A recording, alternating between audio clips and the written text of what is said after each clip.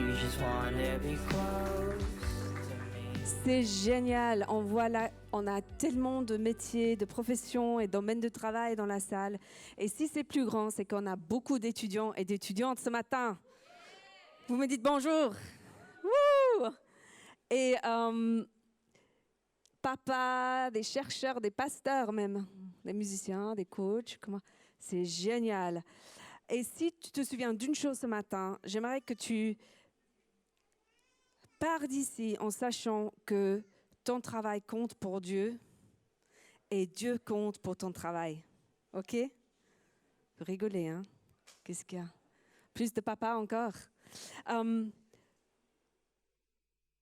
Ton travail compte pour Dieu et Dieu compte pour ton travail. Quoi que tu fasses. Et comme Adrien a dit, on va plonger dans une série sur l'Apocalypse. Et je veux commencer en disant que ce livre a été écrit aussi, c'était aussi une lettre. Donc, Jean, celui qui a écrit la lettre, il a une vision. Il a été dans sa vision catapulté au ciel, là où il y a le trône de Dieu. Il a vu des choses magnifiques et merveilleuses. Il a vu ce qui va se passer à la fin des temps. Et puis, il a écrit une lettre aux églises de l'Asie mineure qui étaient sous la persécution pour les encourager dans leurs difficultés. Et si nous, on veut regarder ensemble l'Apocalypse pendant ces temps, c'est parce que nous, on passe par des temps difficiles. On ouvre le journal, on voit qu'il y a la météo étrange un peu partout, chaleur extrême, inondations, il y a des conflits, il y a des gens qui fuient leur pays. Et puis, on est en plein milieu d'une pandémie qui dure, où il y a des conséquences pas seulement pour la santé des gens et des gens qui sont décédés à cause de ça, mais dans chaque domaine de nos vies. Et particulièrement, j'aimerais dire, au travail. On a dû changer tout le temps, s'adapter ici à l'église, au travail, etc. Et ça devient fatigant. Et aux États-Unis, ils parlent de la grande démission. Les sondages aux États-Unis montrent qu'il y a 50% des gens qui aimeraient quitter leur travail. Ils ont perdu le sens de ce que ça veut dire pour eux, où ils se sont rendus compte que ça prend trop de place dans leur vie. Plein de choses se passent dans le monde du travail. Alors nous, j'aimerais commencer avec une question. Alors, un autre sondage. Gérard, tu peux le mettre. Si on va parler de l'Apocalypse aujourd'hui, est-ce que tu penses qu'il y a du travail au ciel? Qu'est-ce que tu penses? Il y a du travail au ciel? Oui. Il y a d'autres réponses ou juste oui? Est-ce qu'il y a du travail au ciel? Souvent, quand on pense au ciel, on pense à un lieu de repos. Et c'est vrai qu'on sera au repos avec Jésus. Et en même temps, je suis convaincue que la Bible nous montre quelque part qu'il y aura du travail au ciel. Pourquoi? Parce qu'on a un Dieu qui travaille. Si on commence au début de la Bible, dans le livre de la Genèse, qu'est-ce que Dieu fait? Il crée le monde, la terre et les cieux. Il travaille 6 jours et puis il se repose. Et je suis sûre que c'était un repos de « ouais, ce que j'ai fait, c'est bien ». Parce que la Bible nous le dit d'ailleurs. Mais il travaille. Et tu sais quoi d'autre? La Bible nous dit dans le livre de la Genèse qu'il nous prend avec lui dans son travail. Quand on lit dans Genèse 2, je commence au verset 4, « Telle fut l'histoire du ciel et de la terre quand ils furent créés. Lorsque l'Éternel Dieu fit la terre et le ciel, il n'y avait encore aucun arbuste des champs sur la terre et aucune herbe des champs ne poussait encore. Pourquoi? Car l'Éternel Dieu n'avait pas fait pleuvoir sur la terre et il n'y avait pas d'homme pour cultiver le sol. » Donc, qu'est-ce que fait Dieu? Il envoie la pluie et il crée l'homme. Parce qu'il veut faire un partenariat avec les êtres humains qui portent son image. Et dans le verset 15, on lit « L'Éternel Dieu prit l'homme et le plaça dans le jardin d'Éden pour qu'il le cultive et le garde. » Dieu nous prend avec lui dans ses plans. Il nous donne de la responsabilité de prendre soin de la terre, de prendre soin les uns des autres. Et je pense que si on regarde autour de nous, tu seras d'accord avec moi, on ne fait pas toujours un bon job. Et d'ailleurs, dans le chapitre 3 de la Genèse, qu'est-ce qu'on voit? On voit que Adam et Ève désobéissent à Dieu. Ils écoutent plutôt Satan. Ils choisissent leur propre chemin. Et la conséquence, c'est qu'ils sont jetés en dehors du jardin. Il y a une séparation entre le sphère de Dieu et le sphère de l'homme. Et il y avait une malédiction. Et une des malédictions, c'était que le travail allait devenir dur. Et qu'est-ce qu'on le sent? On est dans ce monde où Dieu est en train de renouveler les choses, mais on n'y est pas encore. Parce que si on lit ce que Jean a vu dans sa vision, dans l'Apocalypse, Dieu crée une nouvelle terre et un nouveau cieux. Et le Nouvelle Jérusalem descend. Et dans Apocalypse 22, on lit le suivant. Donc c'est l'image du nouvel Éden. Il y a un ange et puis l'ange me montra le fleuve d'eau de la vie, limpide comme du cristal qui sortait du trône de Dieu et de l'agneau. Donc il s'agit de Jésus, bien sûr, au milieu de la place de la ville. Donc, le jardin d'Éden se trouve au milieu du Nouvel Jérusalem. Et entre les deux bras du fleuve se trouvait l'arbre de la vie qui produit 12 récoltes. Il donne son fruit chaque mois et ses feuilles servent à la guérison des nations. Il n'y aura plus de malédiction. Le trône de Dieu et de l'agneau sera dans la ville et ses serviteurs lui rendront un culte. Pardon, je sais que j'ai un peu de mal à parler en français ce matin, mais vous allez me pardonner, je suis sûre. Donc, Dieu, dans la nouvelle création, il est de nouveau au milieu de son peuple, au milieu du jardin. Il n'y a plus de malédiction. Et donc, moi, je crois qu'il y aura du travail, mais ça n'aura rien à voir avec notre expérience d'aujourd'hui. On va travailler avec Dieu et on va lui rendre un culte, ça veut dire on va le louer. C'est pas beau ça? Et ça, c'est un encouragement pour nous. Parce que tu sais quoi? On a parlé du début de la Bible, sur la Genèse. On a parlé de la fin de la Bible, l'Apocalypse, où il y a une nouvelle terre, nouveaux cieux. Et qu'est-ce que Dieu fait au milieu de la Bible? Il intervient dans l'histoire pour envoyer Jésus, parce qu'il veut venir vers nous dans notre situation. Et j'aime bien lire le premier chapitre de Jean, où Jean, il dit, au commencement, il y avait la parole. Il s'agit de Jésus. Il était là au début, au commencement. Et rien n'a été fait sans lui. Et puis il dit, et la parole a pris, en anglais c'est la chair, il est devenu homme et il a habité parmi nous. Donc c'était toujours le plan de Dieu. Il a toujours voulu être au milieu de nous. Et il a envoyé Jésus pour casser cette séparation entre la sphère de Dieu et la sphère de l'homme. Et qu'est-ce qui se passe? La Bible nous dit, on ne l'a pas reconnu. Il a été rejeté. Il a payé le prix sur la croix pour nous, pour que cette séparation puisse être coupée. Et qu'est-ce qu'il fait sur son trône? Il est ressuscité. il est allé au ciel et depuis son trône, il a envoyé le Saint-Esprit, ces fleuves de vie qui habitent en nous. Et nous, ceux qui connaissent Jésus, on est l'espoir du monde. Parce que Dieu a choisi de faire son temple en nous. À la fin des temps, il viendra.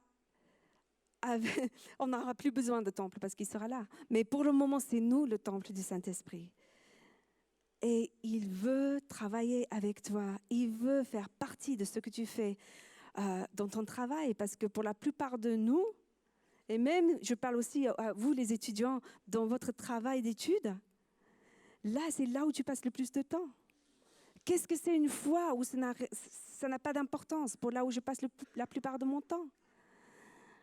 Dieu, il veut créer des choses avec toi. Alors oui, ton travail compte pour Dieu et Dieu compte pour ton travail. Tu me suis un peu dans ce que je raconte? Je l'ai dit à la première célébration, j'ai oublié de le dire, mais tu sais, Jésus, quand il est ressuscité,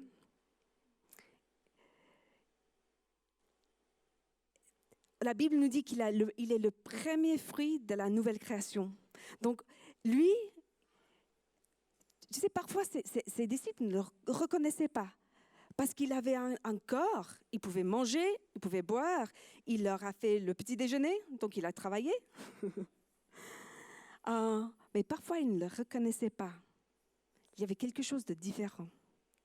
Et puis, parfois, il apparaissait comme ça. C'est comme si les règles du temps et de l'espace ne lui appliquaient plus.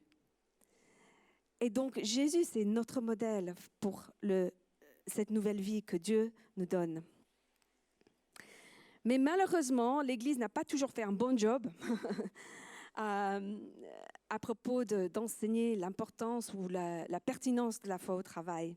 Je pense que j'avais presque 30 ans probablement quand j'ai entendu un message pour la première fois à propos du travail. Tu te rends compte, c'est un peu tard peut-être. Mais ce n'est pas uniquement dans nos temps, ça a toujours été comme ça, parce que le monde, c'est un peu scary, tu vois. C'est un peu, ah oui, le monde, c'est mauvais, et puis nous, dans l'Église, on va rester là, et puis on va servir dans l'Église, ça, on sait faire, mais on ne sait pas amener ça au travail. Et pendant le temps de la Réformation, Martin Luther, il voulait casser tout ça. Il a dit, mais non, la Bible dit que nous sommes tous des prêtres. Il n'y a pas de travail qui est sacré, qui est saint, et de travail qui n'est pas saint. Dieu, tout le travail a une valeur pour Dieu. Et il a expliqué ça en prenant quelques psaumes que je veux prendre avec toi aussi. Le psaume, par exemple, le psaume 145 dit « Tous regardent avec espoir vers toi, vers Dieu. Et tu leur donnes la nourriture au moment voulu. Tu ouvres la main et tu combles de bien tout ce qui vit. » Et Martin Luther s'est posé la question, mais comment Dieu il fait ça? Est-ce qu'il fait apparaître mon petit déjeuner sur la table? Peut-être il y a des gens qui ont vécu des miracles comme ça, mais généralement, il ne le fait pas. Généralement, il utilise les fermiers, les gens qui produisent la nourriture, les gens qui travaillent au supermarché. Il utilise même moi qui prépare le petit déjeuner. Dieu pourvoit pour toi, pour moi, pour tes voisins, pour tes amis, pour ta famille, à travers le travail des autres. Je ne sais pas si on a des paysans, des fermiers dans la salle ce matin. Ouais, ou des femmes dans la famille. Nous, on a des voisins qui sont paysans parce qu'on habite à la campagne. Et nous, on peut aller voir notre ami Xavier traire ses vaches. Je peux regarder Xavier prendre le lait dans ce truc. Je ne sais pas si tu vois de quoi je parle. La beuille, ça s'appelle. Oh, je ne sais pas. C'est un truc métallique comme ça. Avec sa remorque, il amène le lait à la laiterie. À la laiterie, ils font du yaourt, du beurre, du fromage. On peut manger une bonne fondue. Et on peut dire merci Dieu. Merci pour Xavier. Merci pour ses vaches. Merci pour celui qui travaille à la laiterie, qui fabrique tout ça. Et pour nous, c'est très proche. Et nous, on le fait d'ailleurs de temps en temps quand on prie avant le repas. Est-ce que moi, je dis merci Dieu pour le graphiste qui a fait le graphisme pour mon site web? Merci Dieu pour la serveuse au Starbucks qui m'a souri ce matin. Merci pour les trains qui fonctionnent et pour les gens qui font fonctionner les trains. Parce que tout ce que les gens font, c'est le plan de Dieu pour nous bénir. Il a pris un autre verset dans Psaume 147. Je dis brièvement parce que je pense que c'est pertinent peut-être. Car il renforce les verrous de tes portes. Il bénit tes fils au milieu de toi. Il donne la paix à ton territoire. Il te rassasie du meilleur blé. Et comment il le fait? Oui, je crois profondément que Dieu nous protège avec des anges. Mais je crois aussi qu'il utilise des policiers, des policiers, qu'il utilise des gardes-frontières, qu'il utilise les gens qui sont des médiateurs, qu'il utilise les gens qui fabriquent des portes et des verrous, pardon. Voilà, vous voyez ce matin, j'ai vraiment un truc avec le français. Mais si je dis pas coup, on est bon. Hein? Donc, vous comprenez un peu? Tout ce que tu fais, quoi que tu fasses, ça fait partie des plans de Dieu pour amener ses plans dans le monde. Mais Dieu compte aussi pour ton travail. Quel est l'impact sur toi? Il y a une autre prière que nous on prie dans la famille parfois le matin, c'est « Fais de moi une bénédiction aujourd'hui au petit déjeuner ». Et ça peut sembler très général, mais après souvent moi je fais ma balade le matin. Il y a des gens qui savent ça, je prie le matin et je prends mon agenda et je commence à prier pour les gens que je vais rencontrer ce jour-là, des réunions qui sont prévues. Et je demande à Dieu comment tu veux m'utiliser. Parfois, il me donne des choses. Il me prépare pour des choses ou il me donne des paroles d'encouragement pour les gens.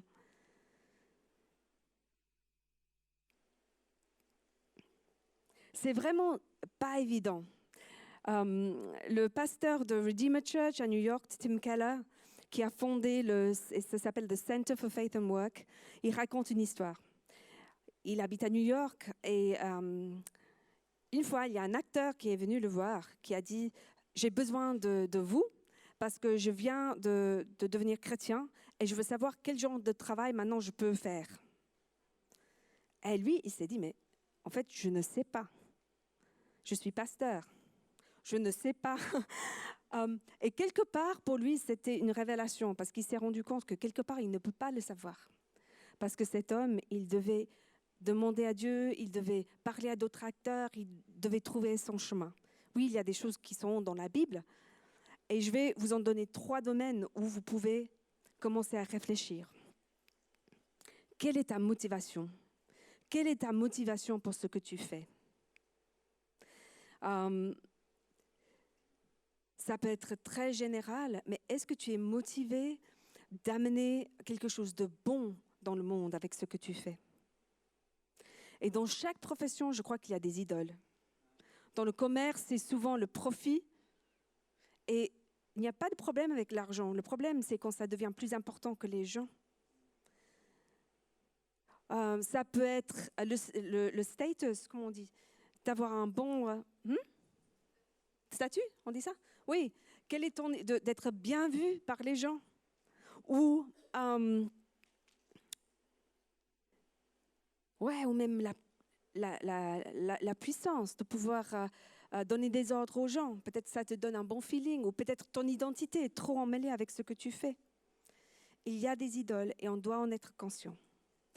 Le deuxième domaine où tu peux commencer à réfléchir, c'est ta façon d'être au travail. Qu'est-ce qui change quand toi tu viens au travail?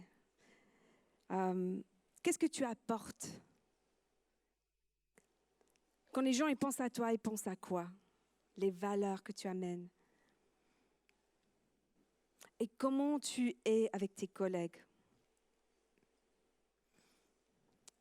Je ne vais pas en parler plus parce que je vais inviter mon amie à en parler de comment elle fait dans son travail. Mais le troisième domaine, c'est la façon dont tu fais ton travail, le contenu de ton travail. Et je suis d'accord, si tu es chef de pizza, peut-être ton pizza n'aura pas un autre goût qu'une pizza faite par quelqu'un qui est athée. Mais c'est une bonne question. Qu'est-ce que j'amène de différent dans mon travail? Comment je suis avec les gens dans la cuisine?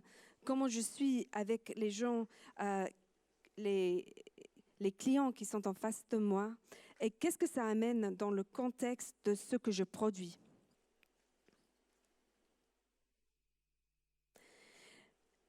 À la fin, j'aimerais te laisser un moment pour réfléchir et j'aimerais t'inviter même à prendre ces questions avec toi dans ta semaine et de demander à Dieu de te parler de comment il veut t'utiliser dans ton travail.